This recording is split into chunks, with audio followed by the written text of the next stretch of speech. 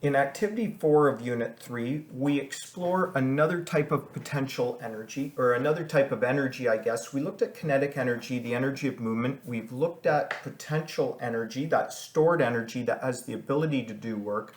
What we're going to look at now is the potential energy that's found in springs.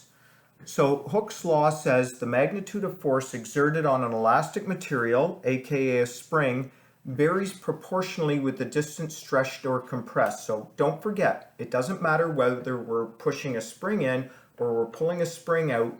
The further you push it in or pull it out, the more potential energy you have.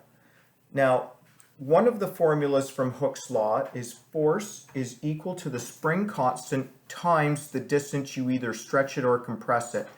So what is a spring constant? Every spring that you see, depending on its stiffness, will get a spring constant. So the stiffer the spring is, the stronger it is. So that's measured in newtons meters. And the distance has to be measured in meters. So if they say 80 centimeters, that has to be 0.8 meters when you're doing these calculations.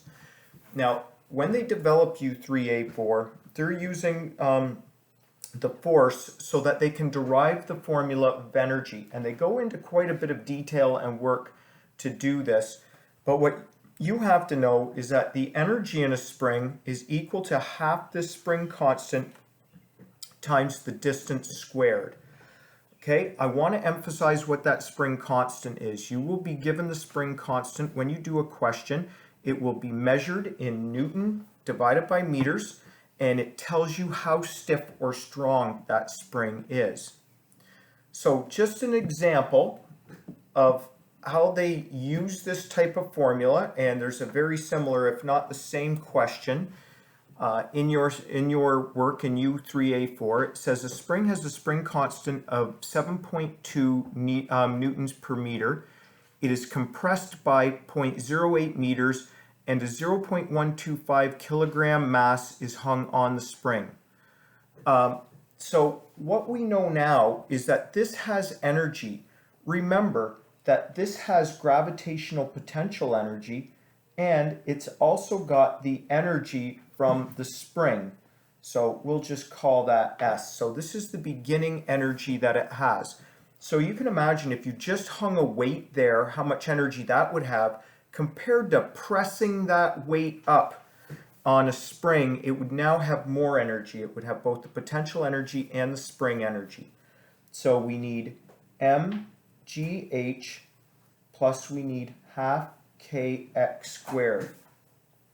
So we said the mass was 0.125 kilograms. Gravity, we know the constant is 9.8. What is the height? Well, in this problem, they say that it falls from 0.08 meters above equilibrium to 0.1 meter below equilibrium. So altogether, that height is 0.18 meters. Okay, so if we do the calculation here,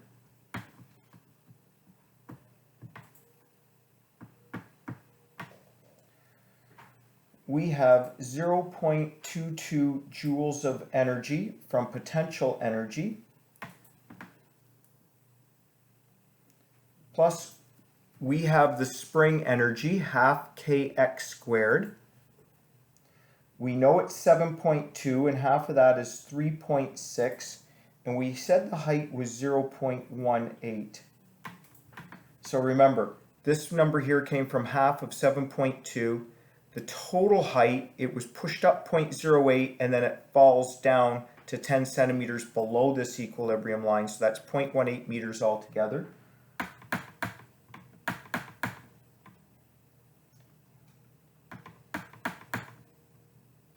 And we have 0.11 joules of energy there.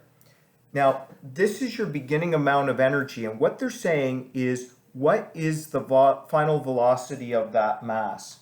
So, the energy to begin with equals to the energy that we end with. So what energy do we end with? We have potential energy, plus we said there's movement, so we're going to have kinetic energy, plus the spring still has energy.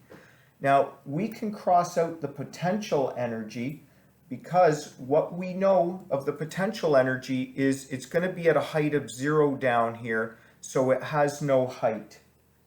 The kinetic energy is half mv squared, and the spring energy is going to be half times the mass, 0.125. Now, the distance here, it is moved from equilibrium down 0.1 meters. So on this side, we have 0.33 joules altogether equals half mv squared plus, let me do the calculation,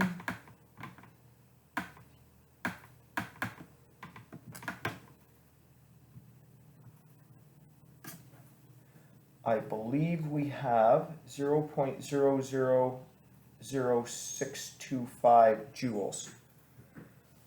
So now we have half mv squared equals 0.33 joules minus 0.0000625 joules. Sorry for the messiness there. What I wanted to show you here, and what are the most important take-home points, is what does Hooke's law tell us? It tells us that the force depends on how strong the spring is and how far we either stretched it or compressed it. We have a formula for force. More importantly, we have a formula for the energy of the spring. That's what you're going to be using. They go through painstaking detail in deriving that formula. What you have to know is how to use this formula. And there are a few questions given to you on how to throw this formula into potential energy and kinetic energy or energy theorem type problems. All I did was calculate the total energy to begin with when the mass was at the top, and the total energy when the mass was at the bottom of its travels on a spring, and you go through and what you're going to solve for is velocity.